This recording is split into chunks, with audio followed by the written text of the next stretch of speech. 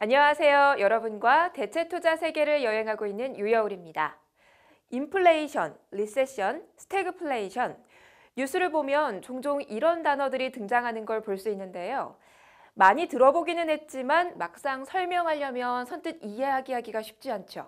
이 단어들이 특정 경기 상황을 설명한다는 정도로 알고 계신 분들이 많을 것 같아요.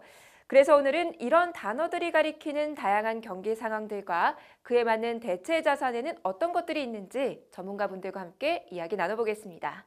안녕하세요. 안녕하세요. 오늘은 특정 경기 상황에서 어떻게 대체 자산에 투자하는 게 좋을지 알아볼 텐데요.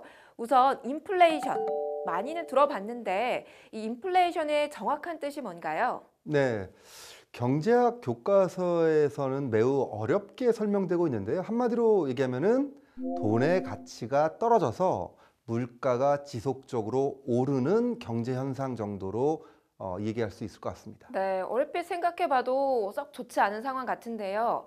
그럼 돈의 가치가 떨어지거나 물가가 지속적으로 오르는 인플레이션 상황에서는 어떠한 대체 자산에 투자해야 할까요? 네, 진행자님께서 빨리 이해하시니까 설명하기가 더 편해집니다. 예. 인플레이션은 진행자님께서 말씀하신 대로 두 개의 단어, 돈의 가치의 하락 그리고 물가 상승, 이 두 가지 포인트로 대체 투자를 판단해야 합니다. 돈의 가치의 하락은 상대적인 것인데요. 예를 들어서요, 1,000원 가치가 900으로 떨어지면 같은 가격의 물건을 기존보다도 돈을 더 주고 사야 하는 것이고요. 물가가 오른다는 것은 오늘 1,000원짜리 물건을 불과 얼마 지난 뒤에 1,100원이 돼서 사는, 기존보다도 돈을 더 주고 사는 좀 암울한 상황이 된다는 거죠. 그러니까 결국 같은 물건인데도 물건을 살 때 돈을 더 내야 한다는 거죠? 네, 그렇죠. 이 인플레이션 상황에서는 같은 물건이라도 돈을 더 내야 살 수 있다는 결론이 나옵니다.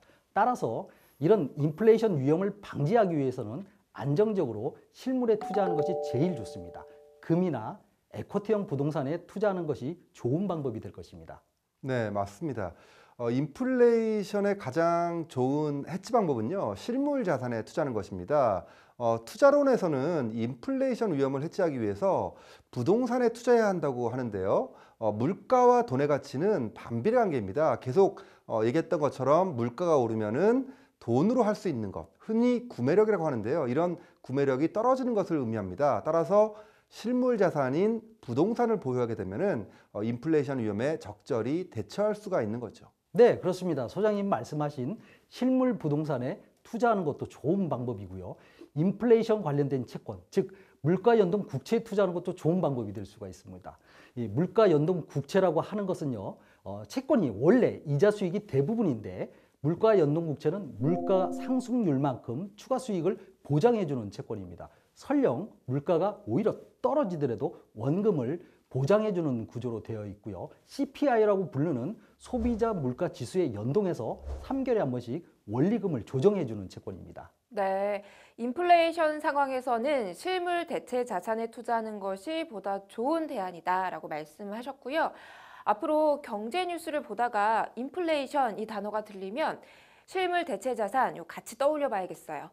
다음 리세션이란 단어 요즘 뉴스에 많이 나오는데요. 이 뜻은 뭘까요? 네, 리세션 요새 뉴스에서 아래 공포라는 단어를 들어보셨습니까? 그게 리세션의 알을 따와서 만들어진 단어인데요. 말 그대로 경기 침체, 불황을 뜻합니다. 2008년 글로벌 경제 위기를 다시 생각해 보면은 그 시절이 바로 리세션이 전 세계의 경제를 뒤덮은 시기였죠. 모든 경제 지표가 좀처럼 회복 기미를 보이지 못하고 경기는 바닥을 확인하지 못하는 그런 시기를 말하죠. 그래서 알 공포가 다가오고 있다 이렇게 말하는 거군요. 그렇다면 이런 리세션 상황에서는 어떻게 대체 투자를 하는 게 좋을까요? 네, 이 투자에 대한 의욕보다는 미래에 대한 걱정이 앞서기 때문에 리세션 상황에서는 투자에 대한 의사결정을 내리기가 참 쉽지가 않습니다. 그럴 때일수록 투자에 대한 냉철한 판단이 필요하다고 할 수가 있습니다. 저는 리세션 상황을 소나기에 비유해드리고 싶은데요. 경기 국면을 불황기, 회복기, 호황기, 후퇴기로 나누는 것처럼 경기는 순환하기 마련입니다. 따라서 리세션 상황이 길지만은 않다라고 확신을 가지시면 될 것 같고요. 역사적으로 봐도 경기 침체는 계속 있었지만 지속되지는 않았다고 할 수가 있습니다. 이러한 투자의 소나기는 해외 채권 투자로 돌파를 해야 합니다. 경쟁력 있는 해외 ETF 투자로 투자 분위기를 환기시켜주는 것도 좋다라고 할 수가 있습니다. 네, 맞습니다. 지금 이사님께서 좋은 표현을 해주셨는데요. 투자에 있어서 소나기는 굳이 맞을 필요는 없고 적절하게 피해 다니면서 맑은 날씨를 기다리면 되지만 그렇다고 손 놓고 있을 수만도 없죠. 추천해 주신 지금 해외 채권과 해외 ETF는 리세션 상황에서 적절한 대체 투자 방법이라고 할 수 있겠습니다. 네, 그렇습니다. 이 전 세계가 동시에 경기 침체가 되는 경우는 좀 드물다고 할 수가 있고요. 환율은 상대적인 거기 때문에 특정 국가의 통화가 강세면 상대적으로 약세인 나라도 분명히 있기 마련입니다. 그래서 한국의 투자 여건이 좋지 않다면 상대적으로 한국보다도 경제 상황이 낮거나 환율 측면에서 투자에 유리한 나라가 있을 수밖에 없습니다. 따라서 이런 나라의 채권, 즉 해외 채권에 투자하는 것이 좋은 대안이 될 수 있다는 것입니다. 네. 리세션 상황이라면 잠시 이 해외 채권, 해외 ETF 투자로 분위기를 좀 환기해봐라 이런 말씀이시네요. 그럼 이번에는 이 스태그플레이션에 대해 알아볼게요. 이건 어떤 상황을 뜻하는 건가요? 네, 간단히 정리해보면은 스태그플레이션은 경기가 좋지 않는 상황에서도 물가가 계속 오르는 상황을 말합니다. 경기 침체라는 스태그네이션이라는 단어와 인플레이션의 합성어인데요. 이건 1965년 영국의 정치가인 맥클러드가 영국 의회에서 연설에서 처음 사용했다고 하네요. 경기가 좋지 않은데도 물가가 지속적으로 오르는 상황이라는 거 잘 상상이 안 가는데요. 좀 구체적으로 알려주시겠어요? 네, 그건 제가 경제학적으로 조금만 더 설명을 드려볼까요?